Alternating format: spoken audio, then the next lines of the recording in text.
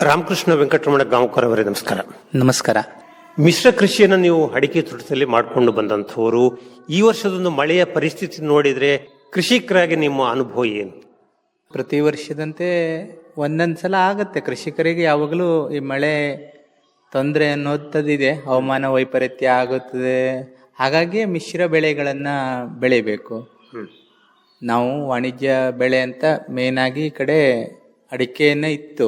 ನಾವು ಮುಳುಗಡೆಯಾಗಿ ಅಲ್ಲಿಂದ ಬರಬಳ್ಳಿ ಎನ್ನುವ ಊರಿನಿಂದ ಇಲ್ಲಿಗೆ ಕೊಡಸಳ್ಳಿಯ ಕಾಳಿಯ ಹಿನ್ನೀರು, ಅಲ್ಲಿಂದ ನಾವು ಇಲ್ಲಿಗೆ ಪುನರ್ವಸತಿ ಪ್ರದೇಶಕ್ಕೆ ಬಂದ್ವಿ.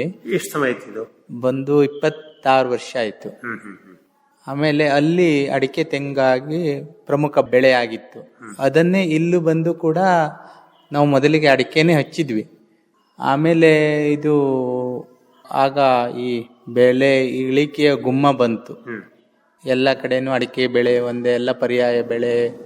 ಗೌರ್ಮೆಂಟ್ ಕೂಡ ಅದನ್ನೇ ಹೇಳ್ತು, ಇಲ್ಲಿರುವಂತಹ ಮೇಧಾವಿಗಳು ಅಂದ್ರೆ ಹಿರಿಯ ರೈತರೆಲ್ಲ ಅಡಿಕೆ ಬೆಳೆ ಒಂದನ್ನೇ ನಂಬ್ಕೊಳ್ಬೇಡಿ ಅಂತ ಅಂದ್ರು. ಅದರಿಂದ ನಾವು ಕೂಡ ಅಡಿಕೆ ಜೊತೆಗೆ ಮತ್ತೆ ಏನೇನು ಬೆಳಿಲಿಕ್ಕೆ ಆಗ್ತದೆ ಅನ್ನೋ ಕಾರಣಕ್ಕಾಗಿ ಆಮೇಲೆ ಪೇಪರ್ ಹಚ್ಚಿದ್ವಿ, ಜಾಯಿಕಾಯಿ ಹಚ್ಚಿದ್ವಿ, ಯಾಲಕ್ಕಿನೂ ಹಾಕಿದೆ. ಯಾಲಕ್ಕಿ ಏನಾಯ್ತು ಅಂದ್ರೆ ಇಲ್ಲಿ ಇಳುವರಿ ಒಂದು ಬರೋಲ್ಲ, ಬಿಟ್ರೆ ಗಿಡಗಳೆಲ್ಲ ಚೆನ್ನಾಗಿ ಆಗ್ತದೆ. ಈಗ ನಿಮ್ಮ ಮಿಶ್ರ ಬೆಳೆ ಅನುಭವದ ಬಗ್ಗೆ ಸ್ವಲ್ಪ ಆಮೇಲೆ ಬರುವ. ನೀವು ಹುಟ್ಟಿ ಬೆಳೆದ ಊರಿನಿಂದ ಬಿಟ್ಟು ಬಂದಾಗ ನಿಮ್ಮ ಮನಸ್ಥಿತಿ ಹೇಗಿತ್ತು? ಹೇಗನ್ಸ್ತು ನಿಮಗೆ ಅವಾಗ? ಬಹಳನೇ ಕಷ್ಟ ಆಗಿತ್ತು.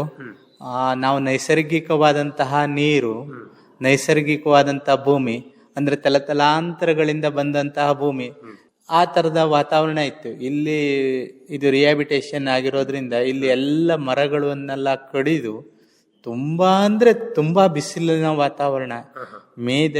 ಏಪ್ರಿಲ್ ಮೇದಲ್ಲಿ ನಾವು ಇಲ್ಲಿ ಬಂದಿದ್ದು. ಕುಡಿಯೋದಕ್ಕೂ ಒಂದು ನೀರಿಲ್ಲ. ಇದೇ ಗಂಗಾವಳಿಯ ಹತ್ತಿರದಲ್ಲಿ ನಾವು ನೀರನ್ನ ಸೋಸಿ ಅದನ್ನೇ ನೀರನ್ನ ತೆಗೆದುಕೊಂಡು ಬಂದು ಕುಡಿತಿದ್ವಿ. ಅಂತಹ ಕಾಲ ಇತ್ತು. ಅಲ್ಲಿ ನಾವು ಬರಬಳ್ಳಿ ಅಂದ್ರೆ ಮೂಲ ಊರನ್ನ ಹೇಳ್ಬೇಕು ಅಂದ್ರೆ ಅದು ದೈವ ಸೃಷ್ಟಿ. ನಮ್ಮ ಭಾಷೆಯಲ್ಲಿ ಹೇಳುದಾದ್ರೆ ಸ್ವರ್ಗ. ನಾವ್ಯಾರು ಸ್ವರ್ಗ ನೋಡದೇ ಇದ್ರು ನಿಜವಾಗ್ಲೂ ಸ್ವರ್ಗದ ಅನುಭವ ಮಾತ್ರ ಅಲ್ಲೇ ಇತ್ತು. ಈಗ ಇಲ್ಲಿ ಬಂದಾಗ್ಲೂ ಕೂಡ ನಾವು ಆ ಆನಂದಕ್ಕೆ ಬಂದ್ವಿ. ಈಗ ಇಲ್ಲಿಯ ವಾತಾವರಣ ಈಗ ಯಾವ ರೀತಿ ಬದಲಾವಣೆ ಆಗಿದೆ? ಈಗ ತುಂಬಾನೇ ಬದಲಾವಣೆ ಆಗಿದೆ. ಈಗ ನಮಗೆ ಹೇಳ್ಬೇಕು ಅಂದ್ರೆ ಒಂಥರ ನಗರದ ಫೀಲಿಂಗ್ ಆಗುತ್ತೆ.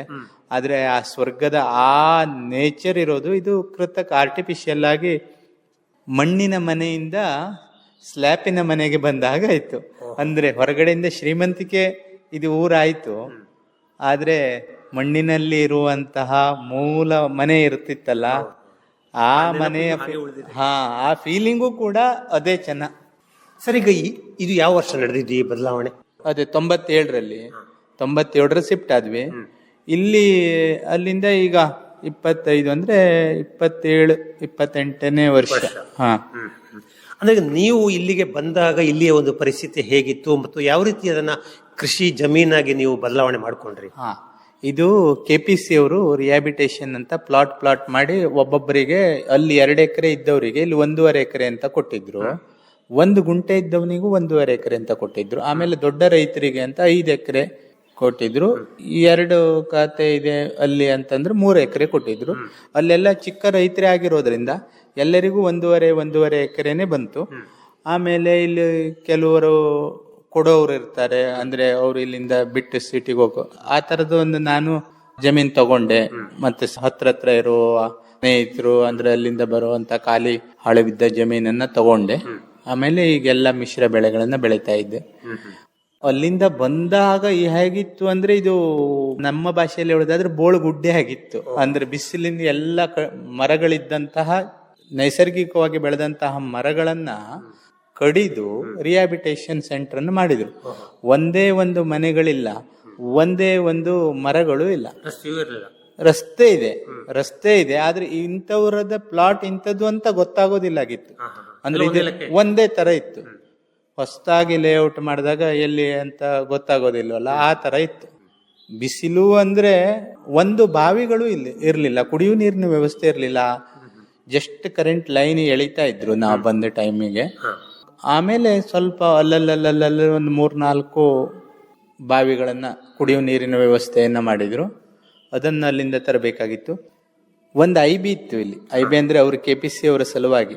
ಆಗ ನಾವೆಲ್ಲ ಕುಟುಂಬದವರು ಅಲ್ಲಿಂದ ಬಂದವರು, ಮನೆ ಯಜಮಾನ ಅಂತೀವಲ್ಲ, ಅಂದರೆ ಯಾರು ಮುಂದಾಗಿದ್ದು ಬರ್ತಾರಲ್ಲ, ಅವರು ಮೊದಲು ಬಂದು ಆ IBಯಲ್ಲಿ 10-15 ಮನೆಯವರು ಸೇರಿ ಒಂದೇ IBಯಲ್ಲಿ ಇರೋದು. ನಾವೇ ಅಡುಗೆಯನ್ನು ಮಾಡ್ಕೊಳ್ಳೋದು, ನಾವೇ ಬೇಯಿಸೋದು, ನಮ್ಮ ಪ್ಲಾಟ್ಗಳಿಗೆ ಹೋಗೋದು, ಅಲ್ಲಿ ಗಿಡಗಳನ್ನು ನೆಡೆಯೋದು, ಕಾಳುಗಳನ್ನು ಕರ್ಕೊಂಡ್ಬಂದು ಅಲ್ಲಿ ಕೆಲಸವನ್ನು ಮಾಡಿಸೋದು. ಅಂದ್ರೆ ಈಗ ಸ್ಥಳೀಯವಾಗಿ ಕೆಲಸಗಾರರು ಸಿಗ್ತಾ ಇದ್ರು ಅಥವಾ ಹೊರಗಡೆ ತರಬೇಕಿತ್ತ? ಸ್ಥಳೀಯವಾಗಿ ಇಲ್ಲಾಗಿತ್ತು. ಒಂದು ಪ್ಲಸ್ ಅವರಿಗೆ ಮೈನಸ್, ನಮಗೆ ಪ್ಲಸ್ ಅಂದ್ರೆ ಇಲ್ಲಿ ಹತ್ತಿರದಲ್ಲಿ ಒಂದು ಹಂಚಿನ ಫ್ಯಾಕ್ಟ್ರಿ ಇತ್ತು. ಸೇಮ್ ಟೈಮಿಗೆ ಆ ಹಂಚಿನ ಫ್ಯಾಕ್ಟ್ರಿ ಕ್ಲೋಸ್ ಆಗಿತ್ತು, ಮುಚ್ಚಿತ್ತು. ಅದು ನಮಗೆ ಪ್ಲಸ್ ಆಯ್ತು, ಅಂದ್ರೆ ಅವರಿಗೆ ಮೈನಸ್ ಆದ್ರು. ಅಲ್ಲಿ ದುಡಿತಾ ಇದ್ದಂತ ಕಾರ್ಮಿಕರೆಲ್ಲ ಈ ಕಡೆ ಬಂದ್ರು. ಕಾರ್ಮಿಕರಿಗೆ ಅದೇನಾಗಿತ್ತು ಅಂದ್ರೆ ಹಂಚಿನ ಫ್ಯಾಕ್ಟ್ರಿಯಲ್ಲಿ ಕೆಲಸ ಮಾಡೋದ್ರಿಂದ ಅವರಿಗೆ ತೋಟದ ಕೆಲಸ ಅಷ್ಟಾಗಿ ಗೊತ್ತಿಲ್ಲ. ಆದ್ರೂ ನಾವೇ ಅವರಿಗೆ ಅಡ್ಜಸ್ಟ್ ಆದ್ವಿ, ಅಥವಾ ಅವರು ನಮ್ಗೆ ಅಡ್ಜಸ್ಟ್ ಆದ್ರು. ಈ ತರದಲ್ಲಿ ಬಾಂಧವ್ಯತೆಯಲ್ಲಿ ಅವಾಗಿನ ಕೆಲಸಗಳೆಲ್ಲ ಆದ್ವು. ಈಗ ಪ್ರಾರಂಭಿಕ ಹಂತದಲ್ಲಿ ನೀವು ಅಡಿಕೆ ತೋಟವನ್ನು ಮಾಡಿದ್ರಿ, ಅಡಿಕೆ ಗಿಡಗಳನ್ನು ಹಾಕೊಂಡು. ಸ್ಥಳೀಯವಾಗಿ ಅಡಿಕೆ ಗಿಡಗಳು ಲಭ್ಯ ಇತ್ತು ಅಥವಾ ನಿಮ್ಮ ಮೂಲ ಮನೆಯಿಂದ ಅಲ್ಲಿಂದ ತಗೊಂಡ್ಬಂದ್ರ? ಅಲ್ಲಿಂದನೇ ತಂದ್ವಿ. ಇಲ್ಲಿ ಸ್ಥಳೀಯವಾಗಿ ಯಾವುದೇ ಅಡಿಕೆ ಗಿಡಗಳು ಲಭ್ಯ ಇರಲಿಲ್ಲ. ಇಲ್ಲಿಂದ ಬಿಟ್ಟು ಇಲ್ಲಿಂದ ಸಿರ್ಸಿ, ಆವಾಗಲೇ ಸಿರ್ಸಿ ಅಡಿಕೆ ಫೇಮಸ್ ಆಗಿತ್ತು. ಹಾಗಾಗಿ ಸಿರ್ಸಿ ಕಡೆಯಿಂದನೂ ಗಿಡಗಳನ್ನು ತಂದ್ವಿ. ನಾನು ವೈಯಕ್ತಿಕವಾಗಿ ಸಿರ್ಸಿಯಿಂದ ತಂದಿದ್ದು. ಆಮೇಲೆ ಯಲ್ಲಾಪುರದಲ್ಲಿ ಗುಂಡ್ಕಲ್ ಅಂತ ಇದೆ ಊರು, ಅಲ್ಲಿಂದ ಅವರದ್ದು ಚೆನ್ನಾಗಿರುವಂತ ತೋಟ ಇದೆ. ಅಲ್ಲಿಂದ ಅಡಿಕೆಯನ್ನು ತಗೊಂಡ್ಬಂದು ನಾನು ಇಲ್ಲೇ ಗಿಡಗಳನ್ನ ಬೆಳೆಸಿ ಇಲ್ಲೇ ನಾಟಿ ಮಾಡಿದೆ. ಹೀಗಾಗಿ ಅಡಿಕೆ ಗಿಡಗಳು ಇವಾಗ್ಲೂ ಚೆನ್ನಾಗಿದೆ ನನ್ನ ತೋಟದಲ್ಲಿ. ಇಷ್ಟು ಫಲವತ್ತತೆಯಿಂದ ಅವಾಗ ನಾವು ರೈಟ್ ಟೈಮಿಗೆ ರೈಟ್ ಡಿಸಿಷನ್ ತಗೊಂಡಿದ್ದೀನಿ ಅಂತ ಅನ್ಸುತ್ತೆ. ಈಗ 25-27 ವರ್ಷ ಹಿಂದಿನ ಕಥೆಯನ್ನ ನೀವು ಹೇಳ್ತಾ ಇದ್ರಿ. ಆ ನಂತರದ ದಿವಸಗಳಲ್ಲಿ ಈ ಅಡಿಕೆ ತೋಟವನ್ನ ಮಿಶ್ರ ಬೆಳೆಯಾಗಿ ಯಾವ ರೀತಿ ಹೊಂದಾಣಿಕೆ ಮಾಡಿಕೊಂಡ್ರಿ? ಅದೇ ಈಗ ಹೇಳಕ್ ಹೊರಟಿರೋ ವಿಷಯನೇ ಅದು. ಆಮೇಲೆ ಸುಮಾರು 2004-05 ಎಕ್ಸಾಕ್ಟ್ ಅಂತ ಇಸ್ವಿ ಅಂತ ನೆನಪಿಲ್ಲ, ಅಡಿಕೆ ರೇಟ್ ಫುಲ್ ಡೌನ್ ಆಯ್ತು. ನಮಗೆ ಅಡಿಕೆ ಪೀಕ್ ಸ್ಟಾರ್ಟ್ ಆಗಿತ್ತು ಇಲ್ಲಿ, ಆದ್ರೆ ಡೌನ್ ಆಗೋಯ್ತು. ಆಗ ಏನ್ ಮಾಡೋದು ಅಂತ ಮತ್ತೆ ಎಲ್ಲರೂ ಹೇಳ್ತಿದ್ರು, ಅಡಿಕೆಗೆ ಬಹಳ ಕಡೆ ತೋಟ ಆಗ್ತಾ ಇದೆ, ಇದೇ ಪುನರ್ವಸತಿ ಏರಿಯಾನೇ, ಇಲ್ಲಿಂದ 12 ಕಿಲೋಮೀಟರ್ ತೋಟ ಆದ್ರೆ ಅಡಿಕೆ ರೇಟ್ ಬಿದ್ದೋಗುತ್ತೆ, ಹಾಗೆ ಹೀಗೆ ಅಂತ ಇದ್ರು. ಆವಾಗ ನಾನು ಅಂದ್ರೆ ಇದನ್ನ ಕಾಳುಮೆಣಸನ್ನು ಹಚ್ಚಿದ್ವಿ. ವೆನಿಲ್ಲಾ ಬಂದಿತ್ತು ಅವಾಗ, ವೆನಿಲ್ಲಾನು ಹಚ್ಚಿದೆ. ಅದು ಕಾಲಕ್ರಮೇಣದಲ್ಲೇ ಒಂದು 3-4 ವರ್ಷ ಮಾಡಿದೆ. ಆಮೇಲೆ ಪರಾಗಸ್ಪರ್ಶ ಅದು ಇದು ಅಂತ ಸ್ವಲ್ಪ ಅದಕ್ಕೂ ಬೇರೆ ರೋಗ ಸ್ಟಾರ್ಟ್ ಆಯ್ತು. ಆವಾಗ ಅಷ್ಟು ಸರಿಯಾದಂತ ಅಧ್ಯಯನ ಇಲ್ಲದೆ ನನ್ನ ಕೈಯಲ್ಲಿ ಫೇಲ್ ಆಯ್ತು. ಅದು ಸಕ್ಸಸ್ ಪೂರ್ಣ ಆಗ್ಲಿಲ್ಲ. ಹಾಗಂತೇಳಿ ವೆನಿಲ್ಲಾ ಮಾಡಿದ್ದೇನೆ. ಆಮೇಲೆ ಪೆಪ್ಪರು ಸ್ಟಾರ್ಟ್ ಮಾಡಿದೆ. ಪೇಪರ್ ಕೈನೂ ಹಿಡಿತು. ಯಾಲಕ್ಕಿ ಹಚ್ಚಿದ್ದೆ. ಇಲ್ಲಿ ಒಂದು ಸಣ್ಣ ಸಮಸ್ಯೆ, ನನಗೆ ಆವಾಗ ಗೊತ್ತಿರಲಿಲ್ಲ, ಯಾಲಕ್ಕಿ ಇಲ್ಲಿ ಇಳುವರಿನೇ ಬರೋದೇ ಇಲ್ಲ ಅನ್ನೋದು ಗೊತ್ತೇ ಇರಲಿಲ್ಲ. ನಾ ಸಿರ್ಸಿಯಿಂದ ಮತ್ತು ಶೃಂಗೇರಿಯಿಂದ ಎಲ್ಲ ತಗೊಂಡ್ ಬಂದು ಯಾಲಕ್ಕಿ ಹಚ್ಚಿದೆ.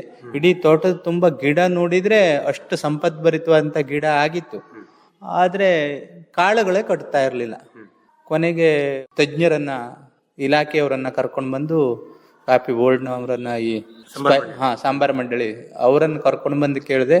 ಅವರು ವೆದರಿಗೆ ಆಗುತ್ತೆ ಒಮ್ಮೊಮ್ಮೆ ಅಂತ ಸಜೆಷನ್ ಮಾಡಿ, ನೀವು ಆಗ ಹೌದು ಅಂತ ಇಡೀ ತೋಟದಲ್ಲಿ ಈಗ ಹುಡುಕಿದ್ರೆ 1-2 ಗಿಡ ಇದೆ, ಅದ್ರ ಕಾಳು ಮಾತ್ರ ಇಲ್ಲ. ಅಂದ್ರೆ ನಾನು ಯಾಲಕ್ಕಿ ಬೆಳೆದಿದ್ದೇ ಸುಳ್ಳು ಹೇಳುವ ತರ ಆಗಿದೆ ನನ್ನ ತೋಟದಲ್ಲಿ. ಆಮೇಲೆ ಪೆಪ್ಪರ್ ಮಾತ್ರ ಇಲ್ಲಿ ತುಂಬಾ ಚೆನ್ನಾಗಿ ಬರುತ್ತೆ. ಮತ್ತೆ ಬೇರೆ ಕಡೆ ಹೇಳುವಷ್ಟು ರೋಗಗಳು ಕಡಿಮೆ. ಒಂದ್ಸಲ ಹಾಗೆ ಬಂದ್ರೂ ಕೂಡ ಮತ್ತೆ ಸರಿ ಆಗುತ್ತೆ ಅದು. ಈಗ ವಾರ್ಷಿಕವಾಗಿ ಸರಾಸರಿ ಎಷ್ಟು ಬೆಳೆ ಬರ್ತದೆ ಇಲ್ಲಿ? ಎವರೇಜ್ ಮಳೆ, ರೈನ್ಫಾಲ್ ಎಷ್ಟು? ಸರಿಯಾದ 350-400 ಸೆಂಟಿಮೀಟರ್ ಮಳೆ ಬರುತ್ತೆ. ತುಂಬಾನೇ ಮಳೆ ಇದೆ. ಆಮೇಲೆ ಈಗ ಈ ಕಾಳು ಮೆಣಸು ಅಥವಾ ಪೆಪ್ಪರ್ ಬಗ್ಗೆ ನೀವು ಪ್ರಸ್ತಾಪ ಮಾಡಿದ್ರಿ. ಇದರ ಒಂದು ಕೃಷಿಯ ಸೂಕ್ಷ್ಮ ವಿಚಾರಗಳು ಏನೇನು? ಇದಕ್ಕೆ ಸರ್ಕಾರ ಗೌರ್ಮೆಂಟೇ ಶಿಫಾರಸು ಮಾಡಿದೆ. ಅಂದ್ರೆ ಮಳೆಗಾಲ ಸ್ಟಾರ್ಟ್ ಅಲ್ಲಿ ಅದಕ್ಕೆ ಮುಚ್ಚಿಗೆಯನ್ನ ಚೆನ್ನಾಗಿ ಮಾಡ್ಕೊಳ್ಬೇಕು. ಆಮೇಲೆ ಬೋರ್ಡೋವನ್ನ 3 ಸಲಾರು ಸ್ಪ್ರೇ ಮಾಡ್ಬೇಕಾಗುತ್ತೆ ಇಲ್ಲಿ ವೆದರಿಗೆ. ಮತ್ತೊಂದು ಕಾಪರ್ ಸಲ್ಫೇಟ್ ಇಂದೆ ಮತ್ತೊಂದು ಏನೋ ಒಂದು ಅದನ್ನು ಬುಡದಲ್ಲಿ ಕ್ರಂಚ್ ಮಾಡಬೇಕು, ಅದನ್ನು ಹಾಕ್ಬೇಕು. ಇದಿಷ್ಟು ಪ್ರೈಮರಿ ಆಗಿ. ಆಮೇಲೆ ಇದ್ರ ಮುಗ್ದಿದ್ದೇ ಒಂದು ಟಾನಿಕ್ ಬರುತ್ತೆ ಬೆಳೆಗಳನ್ನ ಮೈಕ್ರೋನ್ಯೂಟ್ರಿಯೆಂಟ್ಸ್ ಹಾಕೋದಾಯ್ತು. ಆಮೇಲೆ ಸ್ಪ್ರೇನು ಮಾಡಬೇಕು ಕಟ್ಟಿಂಗ್ ಆದ್ಮೇಲೆ ಪೆಪ್ಪರ್ ಸ್ಪೆಷಲ್ ಅನ್ನ ಸ್ಪ್ರೇ ಮಾಡಬೇಕು. ಇದಿಷ್ಟು ನಾನು ಅನುಸರಿಸ್ತಾ ಇರುವಂತಹ ಕ್ರಮ. ಇದಕ್ಕೆ ಪ್ರತ್ಯೇಕವಾಗಿ ಗೊಬ್ಬರ ಹೇಗೆ ಕೊಡ್ತೀರಿ? ಈಗ ಅಡಿಕೆಗೆ ಕೊಟ್ಟದ್ದೇ ಸಾಕು ಅಥವಾ ಅದು ಪ್ರತ್ಯೇಕವಾಗಿ ಏನಾದ್ರು ಗೊಬ್ಬರ ಕೊಡ್ತೀರಾ? ಅಲ್ಲ, ಇದು ನಾವು ಅಡಿಕೆಗೆ ಯೂಶ್ವಲಿ NPK ಅನ್ನು ಕೊಡ್ತೀವಿ, ಮತ್ತು ದಡ್ಡಿ ಗೊಬ್ಬರವನ್ನ ಜಾಸ್ತಿಯಾಗಿ ಸಾವಯವ ಗೊಬ್ಬರವನ್ನ ಕೊಡ್ತೀವಿ. ಅದರನ್ನೇ ಈಗ ಅಡಿಕೆಗಾದ್ರೆ ನಾವು ಮೊದಲು ಅಲ್ಲಿಯ ಕ್ರಮದ ಪ್ರಕಾರ ವರ್ಷದಲ್ಲಿ ಒಂದು ದೊಡ್ಡ ಬುಟ್ಟಿ ಅಂತೀವಿ ನಾವು, ಅದು ಕೆಜಿ ಅಳತೆ ಇಲ್ಲ, ಅದು 40 ಕೆಜಿ ಇರ್ಬೋದು, ಅದನ್ನ ಹಾಕ್ತಿದ್ವಿ. ಈ ಪೇಪರ್ ಹಾಕಿದ ಮೇಲೆ ಏನ್ ಮಾಡಿದ್ವಿ ಅಂದ್ರೆ ಅದಕ್ಕೆ ಅರ್ಧರ್ಧ ಮಾಡಿ 3 ಸಲ ಕೊಡ್ತೀವಿ. ಅಂದ್ರೆ ಒಂದು ಬುಟ್ಟಿಯಲ್ಲಿ ಅರ್ಧರ್ಧ ಬುಟ್ಟಿಯನ್ನು ಕೊಡ್ತೀವಿ, ಒಂದು 20 ಕೆಜಿಯನ್ನ 3 ಸಲ ಕೊಡ್ತೀವಿ. ಸೆಪ್ಟೆಂಬರ್ದಲ್ಲಿ ಕೊಡ್ತಿದ್ವಿ, ಅಕ್ಟೋಬರ್ದಲ್ಲಿ ಕೊಡ್ತೀವಿ, ಆಮೇಲೆ ಸುಮಾರು ಜನವರಿ ಫೆಬ್ರವರಿಯಲ್ಲಿ, ಆಮೇಲೆ ಕೊನೆಗೆ ಮೇ ಎಂಡ್ ಜೂನ್ ಫಸ್ಟ್ ವೀಕಲ್ಲಿ ಒಂದ್ಸಲ 3 ಸಲ ಮಾಡಿ ಕೊಡ್ತೀವಿ. ಇದಿಷ್ಟು ಅದಕ್ಕೆ ನ್ಯಾಚುರಲ್ ಆಗಿ ಕೊಡ್ತಾ ಇರುವಂತ ಗೊಬ್ಬರ. ರಾಸಾಯನಿಕ ಗೊಬ್ಬರ ಕೂಡ ಕೊಡ್ತೀರಾ? NPK ಅನ್ನ ಗೌರ್ಮೆಂಟ್ ಶಿಫಾರಸ್ತು ಮಾಡಿರುವ ಆ NPK ಅನ್ನ ಕೊಡ್ತೀವಿ. ಇಲ್ಲಿ ಅದರದ್ದೇ ಆದಂತ ಸೊಸೈಟಿಗಳಿವೆ, ಅವರು ಸುಮಾರಾಗಿ ಹೇಳ್ತಾರೆ ಇಂತಿಂತ ಟೈಮಿಗೆ. ಈ ಸ್ಪ್ರೇ ಮಾಡೋದ್ರ ಬಗ್ಗೆ ಹೇಳಿ. ಸ್ಪ್ರೇ ಮಾಡುವ ಒಂದು ಪ್ರಮಾಣ, ಎಷ್ಟು ಪ್ರಮಾಣದಲ್ಲಿ ಸ್ಪ್ರೇ ಮಾಡುವಂತಹದ್ದು ಮತ್ತು ಸರಿಯಾದಂತಹ ಸಮಯ ಮತ್ತು ಇದರ ಒಂದು ಉಪಯೋಗದ ಬಗ್ಗೆ. ಅಂದ್ರೆ ಪೇಪರ್ ಸ್ಪೆಷಲ್ ಅಂದ್ರೆ ಒಂದು ಪೇಪರ್ ಕಟಿಂಗ್ ಆದ್ಮೇಲೆ, ಕಾಳು ಕೊಯ್ಲ್ ಆದ್ಮೇಲೆ ಸ್ಪ್ರೇ ಮಾಡಬೇಕು.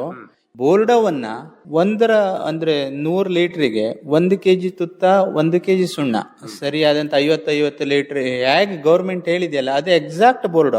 ನನ್ನ ವಿಚಾರದಲ್ಲಿ ಇಷ್ಟು ವರ್ಷದಲ್ಲೂ ನಂದು ಅಡಿಕೆಗೂ ಕೂಡ ಕೊಳೆ, ಇಷ್ಟು ಮಳೆ ಇದೆಯಲ್ಲ, ಆದ್ರೆ ನನ್ನ ತೋಟದಲ್ಲಿ ಇನ್ನುವರೆಗೂ ಕೊಳೆನೇ ಇಲ್ಲ. ನಾನು ಬೇರೆಯವ್ರು ಹೇಳಿದಂಗೆ ಒಬ್ಬೊಬ್ರು ಒಂದೊಂದ್ ತರ ಮಾಡ್ತಾರೆ, ನಾವು ಹಳ್ಳಿಯವರಲ್ವಾ.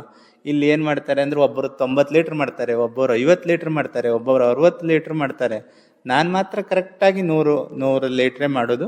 50 ಅನುಪಾತದಲ್ಲಿ. ಹಾಗೆ ಸುಣ್ಣನ 50 ಲೀಟರ್ ನೀರಿಗೆ ಬೆರೆಸ್ಕೊಳ್ತೀನಿ, ತುತ್ತವನ್ನ 50 ಲೀಟರ್ ನೀರಿಗೆ ಬೆರೆಸ್ಕೊತೀನಿ. ಅದು ಸಮ ಪ್ರಮಾಣದಲ್ಲಿ ಸೇರಿಸಿ 100 ಲೀಟರ್ ಆಗುತ್ತೆ.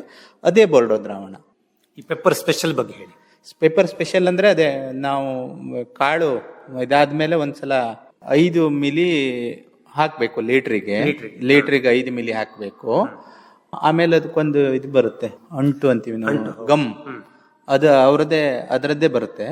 ಅದನ್ನ ಕೆಳಗಿನಿಂದ ಮೇಲ್ವರೆಗೂ ಇಡೀ ಎಲೆಗಳು ತೊಯ್ಯುವ ಹಾಗೆ, ಕಾಂಡವು ಬುಡದಲ್ಲಿ ಇರ್ತದಲ್ಲ ಆ ಕಾಂಡವು ತೊಯ್ಯಬೇಕು. ಆಮೇಲೆ ಇದಿಷ್ಟು 1 ಸಲ.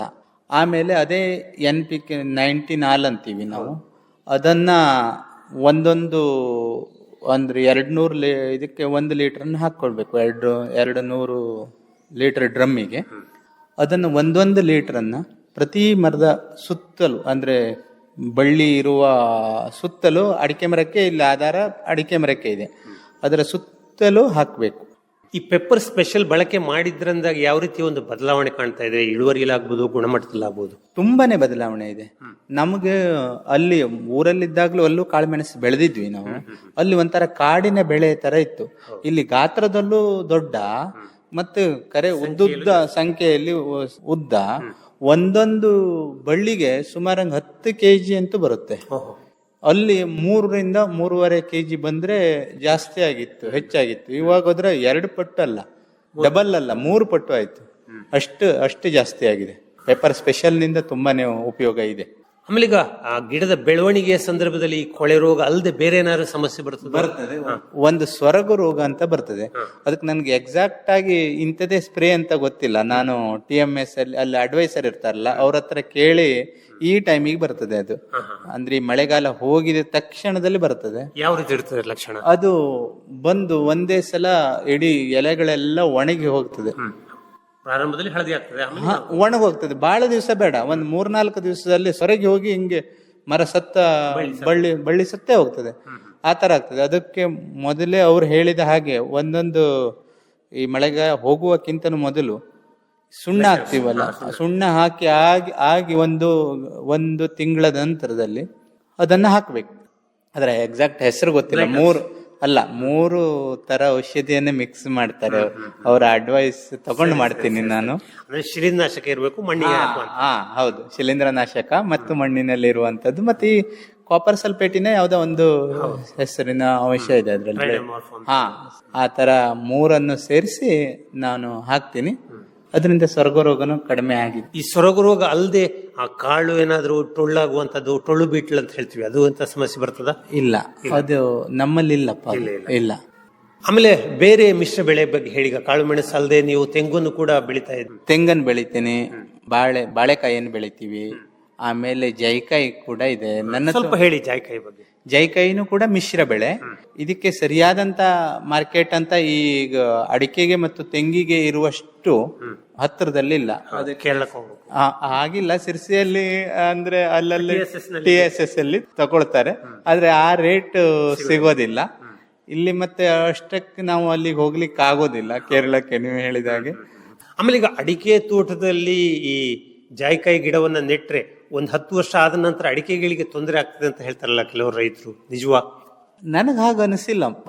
ಅದರ ಪ್ರಮಾಣದಲ್ಲಿ ಅದರ ಕೆಲಸವನ್ನು ಅದು ಮಾಡುತ್ತೆ. ಡಿಸ್ಟೆನ್ಸು ಅಂದ್ರೆ ನಾನು ಕ್ರಾಸ್ ಅಲ್ಲಿ ಇದನ್ನು ಕ್ರಾಸ್ ಅಲ್ಲಿ ನನಗೆ ಇದು 12.5 ಫುಟಿಗಿದೆ ನನ್ನ ಅಡಿಕೆ ಗಿಡನು. ಅದರ 3 ಬಿಟ್ಟು ನಾವು ಒಂದು ಗಿಡನ ಹಾಕೋದಾದ್ರಿಂದ ಜಾಯಿಕಾಯಿ ಆ ತರ ನನಗನ್ಸಿಲ್ಲ. ಇನ್ನು ಬಹಳ ದೊಡ್ಡದಾದ್ರೆ ಟೊಂಗೆಗಳನ್ನ ಕಟ್ ಮಾಡಿ ಅದನ್ನೇ ಮಾಡ್ಬೋದು. ಜಾಯಿಕಾಯಿ ಗಿಡ ಸಹಜವಾಗಿ ಹೀಗೆ ಅಗಲಾಗುತ್ತೆ ಬಿಟ್ರೆ ಎತ್ತರ ಆಗೋಗುತ್ತೆ. ಈ ಮಾವಿನ ಗಿಡದ ತರ ಹಂಗ ಹರಡಲ್ಲ. ಹಾಗಾಗಿ ಜಾಯಿಕಾಯಿ ಮಿಶ್ರ ಬೆಳೆಯಾಗಿ ಸರಿ ಇದೆ. ಜಾಯಿಕಾಯಿ ಮರದ ಬೇರಿನಿಂದಾಗ ಅಡಿಕೆಗೆ ಏನಾದ್ರು ತೊಂದರೆ ಆಗ್ತದ? ಹಾಗೇನು ಅನಿಸಿಲ್ಲಪ್ಪ. ಇಲ್ಲ ನನಗೆ ಅದು ಆಳಕ್ಕೆ ಹೋಗ್ತದೆ. ನನಗೆ ಹಾಗೆ ಅನಿಸಿಲ್ಲ, ಇಷ್ಟು ತನೂ ಏನು ಅನಿಸಿಲ್ಲ. ಈ ಜಾಯಿಕಾಯಿಗೆ ಅಂತಲೇ ಪ್ರತ್ಯೇಕವಾಗಿ ಏನಾದ್ರು ಗೊಬ್ಬರ ಕೊಡ್ತೀರಾ? ಇಲ್ಲ. ಇದರ ಸಂಗಡನೆ ಅದಕ್ಕೂ ಕೂಡ ದಡ್ಡಿ ಗೊಬ್ಬರನೇ ಕೊಡ್ತೀನಿ. ಇದರ ಸಂಗಡನೆ ಅದರ ಜೊತೆನೆ ಈ ಗೊಬ್ಬರನ್ನು ಕೊಡೋದು. ಕೊಯ್ಲು ಮತ್ತು ಸಂಸ್ಕರಣೆ ಬಗ್ಗೆ ಹೇಳಿ. ಜಾಯಿಕಾಯಿಯಲ್ಲಿ ಏನು ವಿಶೇಷತೆ ಇದೆ? ಜಾಯಿಕಾಯಿ ಅಂದ್ರೆ ಸಾಂಬಾರ್ ಬೆಳೆ. ಮತ್ತು ಹೇಳಬೇಕು ಅಂದ್ರೆ ಅಡಿಕೆಗಿಂತನೂ ಒಂದು ಲೆಕ್ಕದಲ್ಲಿ ಅಂದ್ರೆ ಬಹಳ ಎಲ್ಲ ಕಡೆ ಇಲ್ಲಲ್ಲ ಅದು. ಹಾಗಾಗಿ ಸಣ್ಣ ಸಣ್ಣ ಅದೇ ಸಾಂಬಾರಿಗೆ ಹೋಗೋದಾದ್ರಿಂದ ಯಾವತ್ತೂ ಅದಕ್ಕೆ ರೇಟ್ ಅನ್ನೋದು ಇಳಿಯೋದೇ ಇಲ್ಲ. ಈಗ ಎಷ್ಟಿದೆ? ಈಗ 600 ಸಮಥಿಂಗ್ ಇದೆ ಜಾಯಿಕಾಯಿ. ಹಾಗಾಗಿ ಅದಕ್ಕೂ ಕೂಡ ಬೇಡಿಕೆ ಇದೆ. ಬೇಡಿಕೆ ಇದೆ. ಜಾಪತ್ರೆ ಬಗ್ಗೆ ಹೇಳಿ, ಇದರ ಒಂದು ವಿಶೇಷತೆ ಏನು? ಜಾಪತ್ರೆ ಅದನ್ನ ಒಣಗಿಸ್ಬೇಕು. ಅಂದ್ರೆ ಬೆಳೆದ ಮೇಲೆ ಅದನ್ನ ಒಡೆದು ಪ್ರತ್ಯೇಕ ಮಾಡಿ ಒಣಗಿಸ್ಬೇಕು. ಅದಕ್ಕೆ ಸ್ವಲ್ಪ ಜಾಸ್ತಿ ಪ್ರಮಾಣ ಬೇಕಾಗ್ತದೆ. ಅಂದ್ರೆ ಕೆಜಿ ಹಗರ ಬರ್ತದೆ ಅದು ತೂಕ ಇದಕ್ಕೆ ಬಹಳ ಕಾಸ್ಟ್ಲಿ ಇದೆ. ನಮ್ಗೆ ಆ ತರ ಹಿಂಗೆ ಕೆಜಿ ಅಷ್ಟೇ ಹೀಗೆ ಮಾಡುದು. ಮತ್ತೆ ಸಾಂಬಾರಿಗೆ ಅಲ್ಲಿ ಇಲ್ಲಿ ಒಣಗಿಸುವುದಕ್ಕೆಲ್ಲ ಏನು ವ್ಯವಸ್ಥೆ ಇದೆ? ಒಣಗಿಸುವುದಕ್ಕೆ ನಮ್ಮನೆಯಲ್ಲಿ ಒಂದು ಡ್ರೈಯರ್ ಇದೆ, ಮತ್ತೆ ಸೋಲಾರ್ ಹೌಸ್ ಇದೆ ನಮ್ಮನೆಯಲ್ಲಿ. ಮಳೆ ಬಂದ್ರೆ ಹೀಗೆ ಇದ್ರು ಅದನ್ನು ಸ್ವಲ್ಪ ದಿವಸ ಇಟ್ಟು ಈ ಬಿಸಿಲಲ್ಲಿ ಒಣಗಿಸಬಹುದು. ಅಂದ್ರೆ ಈಗ ಜಾಪತ್ರೆಯ ಒಂದು ಗುಣಮಟ್ಟವನ್ನು ಕಾಪಾಡಿಕೊಳ್ಳುವಂತಹದ್ರ, ಬಣ್ಣವನ್ನು ಉಳಿಸಿಕೊಳ್ಳುವಂತಹದ್ದೆಲ್ಲ ಹೇಗೆ? ಅದೇ ಅದನ್ನ ಸ್ವಲ್ಪ ಬರ್ತಿ ಬಿಸಿಲು ಇಲ್ಲದೆ ಬಹಳ ಬಿಸಿಲಿದ್ದಾಗ ಮಾಡಬಾರದು. ಸ್ವಲ್ಪ ನೆರಳಿನಲ್ಲಿ 3 ಬಿಸಿಲು ಒಣಗಿಸಿ ಮತ್ತೆ 1 ದಿವಸ 2 ದಿವಸ ಅದನ್ನ ಒಳಗಡೆ ಇಟ್ಟು ಆಮೇಲೆ ಮತ್ತೊಂದು ಬಿಸಿಲು ಹಾಕಿದ್ರೆ ಸರಿಯಾದಂತಹ ಕಲರು ಮತ್ತು ಜಾಪತ್ರೆ ರೆಡಿ ಆಗ್ತದೆ.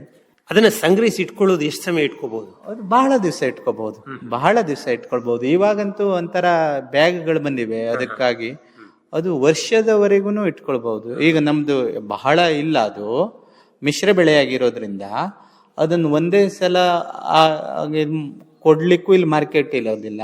ಆಗ ನಾವು 1-2 ವರ್ಷದ ಜಾಯಿಪತ್ರೆನೇ ಇಟ್ಕೋತೀವಿ. 2 ವರ್ಷದವರೆಗೂ ಏನು ಆಗೋದಿಲ್ಲ.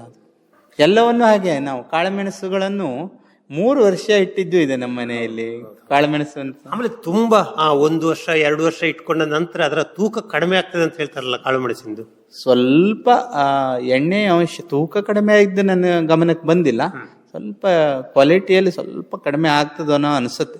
ಮಾರುಕಟ್ಟೆಯಲ್ಲಿ ಅದನ್ನ ನೋಡುದಿಲ್ಲ, ಅದು ನೋಡೋದಿಲ್ಲ. ಆವಾಗ ರೇಟ್ ಬಂದಾಗ ಅದನ್ನ ಹೋಗ್ತದೆ. ಅದ್ರ ನಮಗ್ ಗೊತ್ತಾಗ್ತದೆ ರೈತರಿಗೆ ಇದು ಆ ವರ್ಷನೇ ಕೊಡ್ಬೇಕಿತ್ತು, ಮಾತ್ರ ಎಣ್ಣೆ ಅಂಶ ಅಂತೇವಲ್ಲ ಅದು ಸ್ವಲ್ಪ ಕಡಿಮೆ ಇದೆ ಅನ್ಸತ್ತೆ. ಒಟ್ಟಿನಲ್ಲಿ ಕೃಷಿಯ ಬಗ್ಗೆ ನಿಮ್ಮ ಒಂದು ಅನಿಸಿಕೆ ಏನು? ಕೃಷಿಯನ್ನ ಈಗ ಇತ್ತೀಚಿನ ವರ್ಷಗಳಲ್ಲಿ ಯುವಕರು ಕೃಷಿಗೆ ಬರ್ತಾ ಇರುವಂತಹದ್ದು ಬಹಳಷ್ಟು ಕಡಿಮೆ ಆಗ್ತಾ ಇದೆ. ಈ ಹಿನ್ನೆಲೆಯಲ್ಲಿ ಈ ಪ್ರಶ್ನೆ. ನಿಜವಾಗ್ಲೂ ಕೃಷಿಕರಂತಹ ಭಾಗ್ಯವಂತರು ಮತ್ತೆ ಯಾರೂ ಇಲ್ಲ. ಹಿಂದಿನಿಂದ ಅನಾದಿಯಾಗಿ ಬಂದಿರುವಂತದ್ದು ಸಾಂಪ್ರದಾಯಿಕ ಕೃಷಿ. ಸಾಂಪ್ರದಾಯಿಕವಾಗಿ ಕೃಷಿಯಲ್ಲಿದ್ದವನಿಗೆ ಯಾವತ್ತೂ ಮೋಸನೇ ಆಗೋದಿಲ್ಲ. ಈಗ IT-BT ಕಂಪನಿಗಳಲ್ಲೆಲ್ಲ ಯಾವತ್ತು ಅಂತ ಅವನಿಗೆ ಕೈ ಕೊಡ್ತದೆ ಗೊತ್ತಿಲ್ಲ, ಕೈ ಕೊಡ್ತದೆ ಅಂತ ಗೊತ್ತಿಲ್ಲ. ಆದ್ರೆ ಈ ಕೃಷಿಕನಿಗೆ ಅವನಿಗೆ ಸಾವಿಲ್ಲ. ಅವನು ಅಂದ್ರೆ ಕೃಷಿ ಮಾಡಬೇಕಾದ್ರೂ ಅವನು ಪುಣ್ಯವಂತನಾಗೇ ಇರಬೇಕು ಅಂತಾನೆ ನನ್ನ ಭಾವನೆ. ಎಲ್ಲರಿಗೂ ಹೇಳಿದ ತಕ್ಷಣ ಜಮೀನು ಮಾಡ್ಲಿಕ್ಕೂ ಆಗೋದಿಲ್ಲ, ಈಗಿನ ರೇಟಲ್ಲಿ ಜಮೀನು ಸಿಗೋದೂ ಇಲ್ಲ. ಆ ವಿಚಾರದಲ್ಲಿ ನಾನಂತೂ ವೈಯಕ್ತಿಕವಾಗಿ ಭಾಗ್ಯವಂತ. ಹಂಗಂತೇಳಿ ನಮಗೂ ನೀವು ಹೇಳಿದ ಭಾವನೆ ಇದೆ, ಮಕ್ಕಳೆಲ್ಲ ಬರ್ತಾರೋ ಇಲ್ಲೋ ಅನ್ನೋದು ಗೊತ್ತಿಲ್ಲ, ಯುವಕರು ಬರ್ತಾರೋ ಇಲ್ಲೋ ಅನ್ನೋದು ಗೊತ್ತಿಲ್ಲ. ಆದ್ರೆ ಇರುವಷ್ಟು ದಿವಸ ಭೂಮಿ ಮೇಲೆ ಹುಟ್ಟಿದೀವಿ, ಬಹಳ ಖುಷಿಯಿಂದ ಕೃಷಿಯನ್ನ ಮಾಡ್ತಾ ಇದ್ದೀನಿ. ಬಹಳ ಸಂತೋಷ ರಾಮಕೃಷ್ಣ ವೆಂಕಟರಮಣ ಗಾಂವ್ಕರ್ ಅವರೇ. ಮಿಶ್ರ ಬೆಳೆಯನ್ನ ಬೆಳೀತಾ ಇದ್ವಿ, ಜೊತೆಗೆ ನೀವು ಪುನರ್ವಸತಿಯಾಗಿಯೂ ಕೂಡ ಈ ಒಂದು ಕೃಷಿಯನ್ನ ಮತ್ತೆ ಮುಂದುವರಿಸಿಕೊಂಡು ಹೋಗ್ತಾ ಇದ್ದೀರಿ. ನಿಮ್ಮ ಅನುಭವನ ಹಂಚಿಕೊಂಡಿದ್ದಕ್ಕಾಗಿ ಧನ್ಯವಾದಗಳು. ನಮಸ್ಕಾರ. ನಮಸ್ಕಾರ.